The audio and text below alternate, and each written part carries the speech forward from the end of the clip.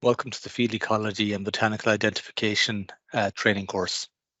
In this course, participants will develop a deeper understanding of the ecology of Irish farmland. There will be a particular focus on developing an in-depth knowledge of the role and function of results-based ecological condition scoring within Irish agri-environment measures. Before we start, I want to set the course in a slightly wider context and look at the diversity of the Irish landscape, some of the sustainability challenges we face, and the need to value a diverse range of products and services from our land base. First of all, I want to give a brief overview of the Irish landscape. The landscape of the country ranges from intensified lowlands depicted as green here in the map to extensive mountainous areas in the grey to dark brown, with a wide range of land types in between. These are all characterised by differences in geology, topography, soils, climatic variation and land cover, with a wide range of land use capacities. 75% of our land is under production landscapes of varying intensities managed for food and fibre production, 65% approximately farmland, mostly pasture, and 10% forest. The basis of our policy and practice when it comes to land use must be a fundamental realisation that all land cannot be all things to all people.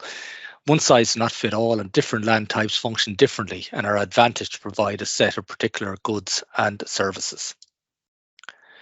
Just a word of context in terms of sustainable agriculture and land use.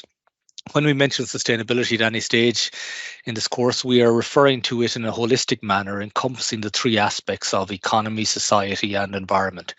Sustainability should be viewed in the context of meeting the 17 Sustainable Development Goals from Agenda 2030 of the United Nations. Illustrated in this slide is one of the best models I've seen to describe this. It clearly highlights that the economy, including responsible consumption and production, is a tool of a functioning society and serves the needs of society, contributing to health and well-being, equality, education, and zero hunger, for example. And the foundation of sustainable development is a healthy biosphere or environment encompassing the atmosphere, land, and water resources.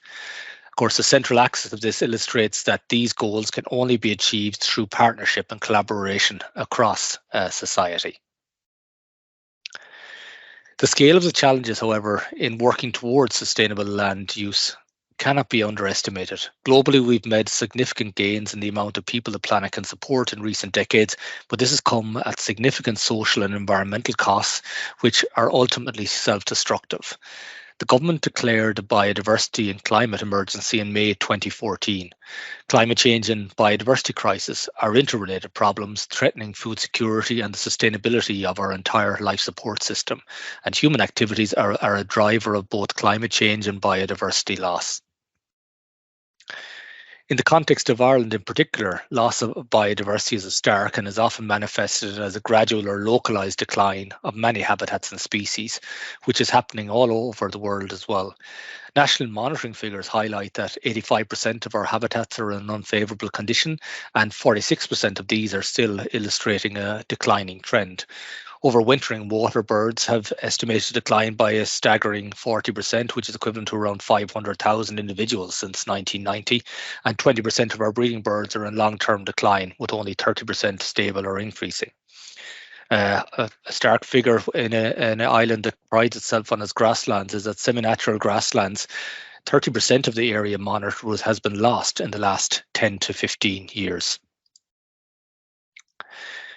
We also know that our diverse land base needs to provide a range of ecosystem services that society depends on. To sustain current and future generations, we need our land base to provide food, fibre, production support services such as pollination, pest control and nutrient cycling, regulate water and carbon storage, provide space for recreation, tourism and contribute to human health and well-being in general. However, our economic system only values a small proportion of these services, and as a result, we have an undersupply of non-market services or public goods. Valuing a more diverse range of services and products from our agricultural land base is where results-based payment schemes come in. So what are these results-based payment schemes? In simple terms, these are agri-environmental schemes where payments are linked directly to delivery of results rather than a set of actions or prescriptions expected to deliver the result.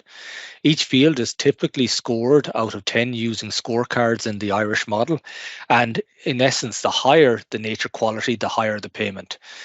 In the agri-environment climate measures emerging system, the emergent system is a combination of results-based and supporting actions-based payments in what is termed a hybrid results-based agri-environmental payment scheme in Ireland.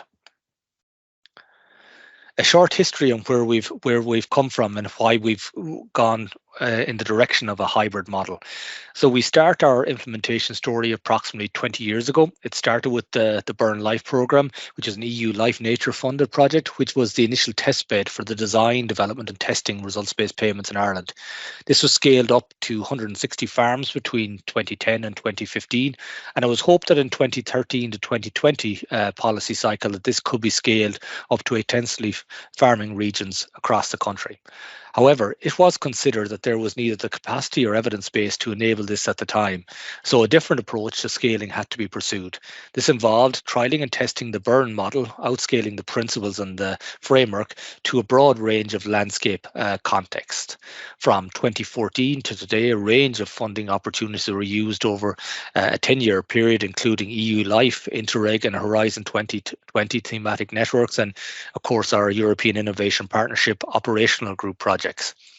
In preparation for the CAP Strategic Plan 2023, the department also ran the REAP pilot, which was a national pilot testing the administrative feasibility, building capacity and assessing the interest among farmers in the approach. This in turn has led on to the proposals and implementation of the rollout of this hybrid results-based programme that is locally adapted across the acres cooperation project areas with approximately 20,000 farmers. The emergent general scorecard structure that has been used over the last number of years is a multi-criteria assessment of ecological condition for delivery of bundles of ecosystem services together. This essentially incentivizes and rewards the provision of multiple ecosystem services from land parcels or farm or wider catchment areas, and essentially we're condition scoring the fields on the farm, and this is supported by a substantial body of research and understanding the ecology of Irish ecosystems to determine what are the most appropriate, what we term results indicators that should be used to measure the ecological integrity of the field, the soil integrity, the hydrological integrity, and also we include some negative indicators as much as a communication tool that these things shouldn't be happening. These will damage the overall scores, and these are damaging activities. So over the next 6 or 7 modules on this course, you will learn a lot of the background and how these are developed and their practical implementation in the field. So in terms of the course itself, the course you will learn, you have a number of objectives in terms of learning. We want you at the end of this to be able to demonstrate an understanding of the basics of ecology, the distribution of common habitats on Irish farmland and their relationship to particular specific priority species. We want you to demonstrate proficiency in plant identification, particularly the ones that are used as indicators in the results-based scoring system. And to do this, you'll be guided through the collection and interpretation of field biological and ecological assessment data. And this you will develop a broad understanding of the application of the field scoring system in results-based payment schemes. As context to this, we will describe the legislation pertaining to habitats and species protection relevant to the ecosystems found in Irish farmland, and you will utilise a range of survey skills when examining and evaluating habitats, species and vegetation communities as part of the scoring systems. The learning objectives are achieved as they progress through 8 different modules, starting in week 1 with this course introduction, followed by an introduction to the ecology of Irish habitats, an overview of relevant and policy and legislation, while modules 4 to 6 concentrate on building understanding of the principles and design of results-based payment schemes together with ecological management requirements of a range of Irish habitats and species targeted by the agri-environment climate measures. The course finishes with a 2-day field ecology workshop where the knowledge learned in weeks 1 to 7 will be applied in a field context. So the course is a blended in-person and online delivery, including a face-to-face field workshop at the end. The blended learning delivery mode combines the e-learning course, which is built and delivered in our online platform, CPD Learn Online, which you will log on to later and get run through of how this is used, coupled with in-person field workshops and this face-to-face introductory workshop. All activities related to the e-learning part of the course will take place within the web platform, and participants will communicate with other learners and teachers through the platform itself. The course will take place over 8 weeks, as I've said, and all online activities will take place in the cpdlearnonline.ie. There is this in-person half-day session in week 1 and the 2-day of field course in week 8. And the course is designed, it's non-accredited at the moment, but it's designed to be equivalent to 5 credits at the National Framework for Qualifications Level 9. Your performance on the course is assessed based on the submission of a final portfolio and a competence assessment during the field workshops and a few online quizzes undertaken during the course.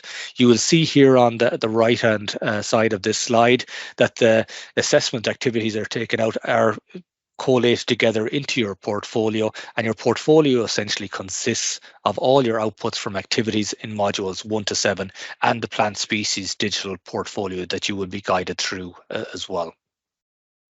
The learning achievements of all participants will be acknowledged through the digital badges and a certificate of completion.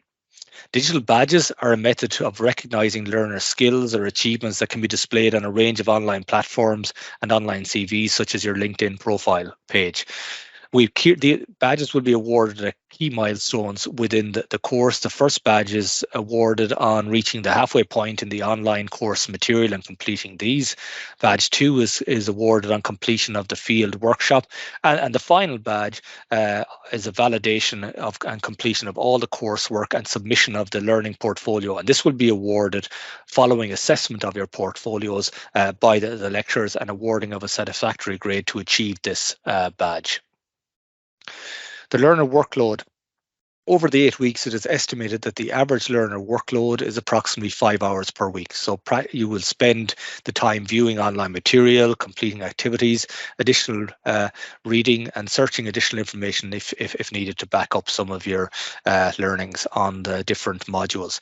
You will also work with feedback and course-related communications during this time allocation. There is an in-person half-day workshop in this week and the 2-day field workshop in week 8 that is taken into account in the calculation of this average 5 hours per week. So finally, I hope you enjoy the course, and we're looking forward to meeting you all and getting to know you better over the next 8 weeks. Thank you.